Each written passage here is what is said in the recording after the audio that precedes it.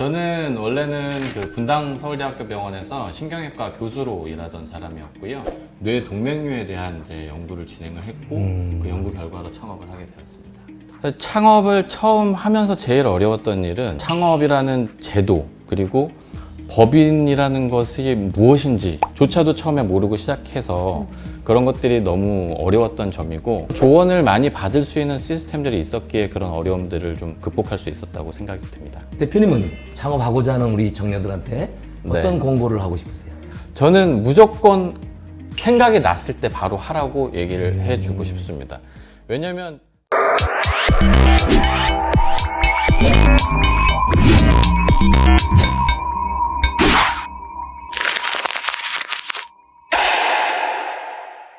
제가 지금까지 걸어온 길들을 봤을 때 물론 포기한 것들도 조금 있기는 했지만 그래도 큰 부담 없이 내 모든 것을 다 내려놓고 막 이렇게 절벽에 서서 하는 그런 기분이 아니라 그래도 국가의 서포트도 좀 받으면서 이런 지자체의 서포트도 받으면서 나아갈 수 있는 길들이 여러 개가 열려 있다는 사실을 이제 알게 됐기 때문에 아이디어가 있고 그 아이디어로 다른 사람을 설득할 자신이 있으면 그 길은 도와주는 사람들이 반드시 있다. 그러니까 반드시 한번 해봐라 라는 얘기를 꼭 해주고 싶습니다.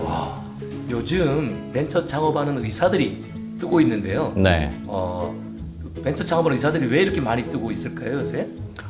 몇 가지를 생각을 할 수가 있겠는데 일단은 너무 많은 디지털 신기술들과 인공지능을 비롯한 공학 신기술들이 나오고 있는데 이 기술들은 결국에는 데이터를 가지고 뭔가의 가치를 만들어내는 것들이잖아요.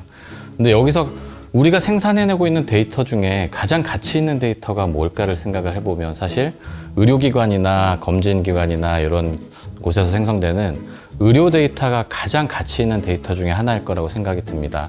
그래서 그런 데이터를 가지고 어떤 아이디어를 구현해 보려는 생각을 많이 지금 실제로 임상 현장에서도 많이 하시는 것 같고 거기에 접목될 수 있는 기술의 레벨들이 높아지고 종류가 많아지면서 저희 임상 의사들도 생각할 수 있는 가짓수가 점점 많아지게 되는 게 사실인 것 같습니다. 정말 요즘 최근에 보면 뭐 강남언니라든가 닥터나우라든가 그 의사 선생님들이 창업을 많이 하셨는데요. 네. 의사 선생님들이 창업을 하시면은 이런 부분이 더 유의미한 결과를 낼 수 있을 것 같다. 그런 것도 있을 것 같아요. 네. 그 부분에 대해서는 제가 두 가지로 좀 말씀드리고 싶은데 첫 번째는 의사들은 진료 현장의 페인 포인트가 뭔지 명확하게 알고 있습니다.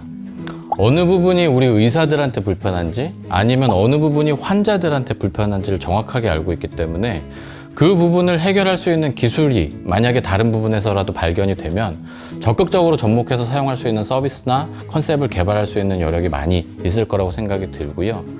두 번째로는 그 기술의 가치를 정확하게 판단하는 데 있어서는 전문가적인 식견이 제일 중요하다고 생각하는데 의료 영역은 아직도 이렇게 대중화되지 않은 정보들을 전문가들이 다루는 영역이다 보니까 그런 의료 정보를 이용한 사업 영역에 있어서는 그 사업의 가치를 판단하는 데 있어서 일반 사람들은 제 생각엔 조금 어려울 것 같고 아마도 실제 진료를 보고 계시는 임상 의사 선생님들이 가장 적격이 아닐까 이렇게 생각합니다. 그 의사도 여러 분야가 있는데 네. 뭐 심장이라든가 이런 엑스레이를 찍는다라든가 네. 또 MRI를 찍는다라든가 이렇게 데이터화되어 있는 것들은 네. 인공지능화하기 쉬울 것 같은데 맞습니다. 지금 한의사라든가 최근에 네. 치과의사라든가 이렇게 다른 영역에서도 창업이 늘어나는 것 같아요. 네, 그렇습니다. 그래서 데이터를 예전에 우리가 인공지능을 처음에 연구를 시작하고 굉장히 좀 붐이 일어났을 때는 아주 정형화된 딱 정해진 사이즈의 그림이라든지 정해진 길이의 문장이라든지 그런 정형화된 데이터를 가지고 많이 학습을 하고 그 결과들을 내놓았다면 최근에는 챗GPT를 비롯해서 여러 가지 트랜스포머 기반의 모델들이 나오면서 굉장히 다양한 디멘전의 데이터들을 사용을 할 수 있게 되지 않았습니까? 그래서 결국에는 잘 짜여진 이런 의료 데이터뿐만 아니라 말씀하신 한의학이라든지 치과 영역에서 생성되는 불특정한 그런 데이터들도 인공지능을 통해서 데이터 학습을 할 수 있는 가능성들이 많이 생긴 게 주요한 것 같고요. 앞으로도 그런 부분들은 더욱더 확대될 거라고 생각하고 있습니다. 지금 많은 의료 관련 창업하시는 분들이 예방의학 쪽으로 포커스를 맞추는 게 좋을 거라는 생각을 해봤어요. 근데 요거에 대해서 대표님은 어떻게 생각하세요? 저도 200% 1000% 네. 동의하고요. 네. 지금 인구 구조도 엄청나게 빨리 노령화되고 있고 또 노년기에 생기는 질환들은 이미 병이 생기고 나서는 굉장한 의료비가 들어가는 질환들이 많기 때문에 사전에 조금 그런 것들을 줄일 수 있는 말씀하신 예방의료라든지 아니면 조기 진단에 따른 조기 치료라든지 이런 전략들이 굉장히 중요합니다. 그런 면에 있어서 제가 말씀드린 뇌동맥류 그리고 뇌동맥류로 인한 지주막하 출혈은 일반적인 다른 심장질환이나 일반적인 뇌질환에 비해서 환자 한 명당 지출하는 의료비가 거의 3배, 4배에 이를 정도로 굉장히 고가의 의료 자원이 들어가는 질환이거든요. 그래서 아까도 말씀드렸지만 뇌동맥류를 사전에 발견을 해서 조기에 치료를 하면 이렇게 뇌출혈로 인해서 쓰일 수 있는 많은 부분의 예산을 줄일 수 있는 거는 저희는 뭐 사실이라고 생각하고 있고 이런 부분이 장기적으로는 건강보험 재정 안정화에도 도움이 될 거라고 생각을 합니다. 요건 또 다른 질문인데 어느 날은 병원에 가서 일하고 어느 날은 지금 스타트업 대표로 일을 하는데 전혀 문화가 다르잖아요. 맞습니다. 병원은 되게 규율도 엄격하고 맞습니다. 근데 스타트업의 세계는 되게 이 자유스럽고 네.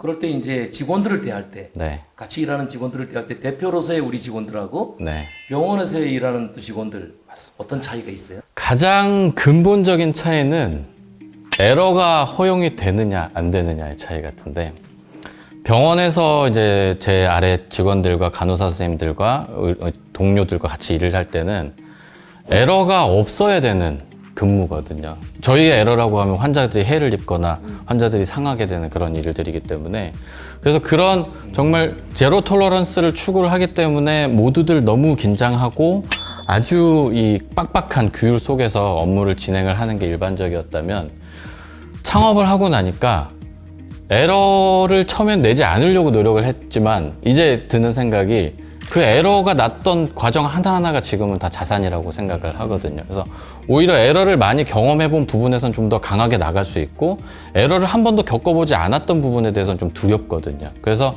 얼만큼 에러가 허용이 되는 분야인가가 가장 다른 거라고 저는 생각이 듭니다. 그러면은 환자를 볼 때, 네. 고객을 볼 때 마인드도 다를 것 같은데 네, 병원은 지금 그 환자들이 몰려오잖아요. 네, 그 서울대병원 정도면 맞습니다. 그 많이 오는 환자들을 대할 때 하고 네, 지금 하시는 거는 이제 고객을 만들어야 가는 맞습니다. 가서 빌어야 하는 맞습니다. 어떠세요? 네. 직구준 질문.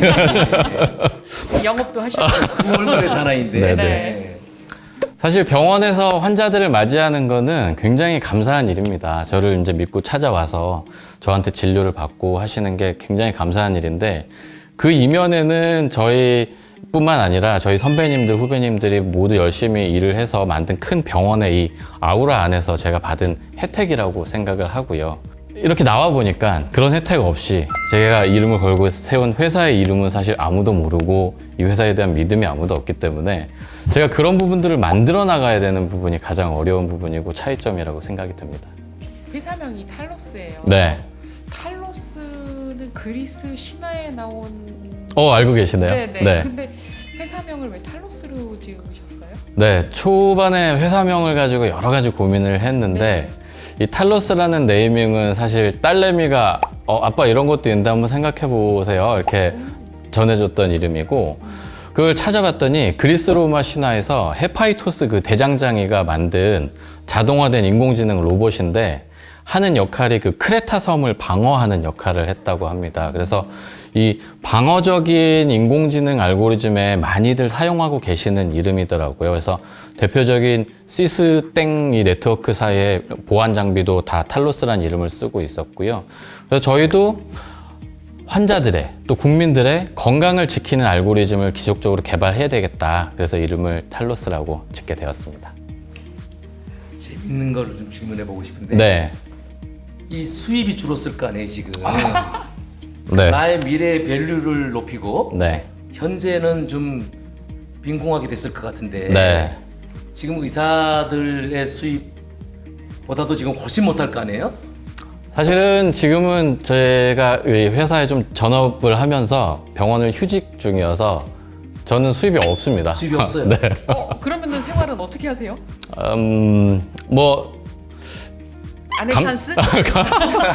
감사하게도 네. 네, 저희 와이프가 열심히 또 네. 일을 하고 계셔서 네. 솔직히 말씀드리면 이제 먹고 사는 데에 대한 지장은 없지만 네. 조금 많이 하던 걸 못하고 아껴야 될 걸 좀 더 많이 아껴야 되는 그런 상황이기는 하지만 결국에는 지금의 그런 어려움보다 지금 제가 추구하고 있는 가치와 즐거움이 훨씬 큰 거라고 생각을 하고요. 종국에는 제 기존의 가치를 훨씬 뛰어넘는 가치들을 창출할 수 있지 않을까. 결국 이렇게 직업의 선택은 창업이냐 취업이냐 가치의 문제인 것 같아요. 네. 현재의 수입이냐 미래의 나의 가치냐 네. 사회적 가치냐 맞습니다. 이런 문제인 것 같아요. 맞습니다. 우리 대표님이 추구하는 사회적 가치는 뭐예요? 제가 추구하는 사회적 가치는 저는 이제 임상 현장에서 많은 수의 환자를 좀 보내드렸어요. 아주 슬프고 아주 힘든 일이고요. 그런 환자들을 보면서 연구의 주된 핵심이 어떻게 하면 이런 환자들을 좀 줄일까? 어떻게 하면 치료 가능한 상태에서 치료를 해드릴 수 있을까를 많이 생각을 했었고, 그래서 거기서 나온 이제 연구 결과가 이런 결과들을 나왔는데, 결국에 제가 만들고 싶은 세상은 적어도 뇌동맥류가 터져서 돌아가시는 분은 반의 반, 아주 없으면 더 좋겠지만 그런 세상을 좀 만들어 보고 싶은 게 제가 추구하는 가치입니다. 지금 말씀을 들어보니까 저는 그 생각을 했어요. 의사라는 직업도 소명의식을 가져야지 할 수 있는 직업인데 어떻게 보면은 지금 하신 창업도 네. 더 큰 소명을 받들기 위한 그런 일이 아닌가 싶었습니다. 오늘 이렇게 함께 해주셔서 감사하고요. 여기 오시면은 꼭 피해가지 못할 마무리 인사를 같이 해야 되시는데요. 자신 있으시죠? 한번 해보도록 하겠습니다. 네, 그럼 해보겠습니다. 창업! 취업! 와!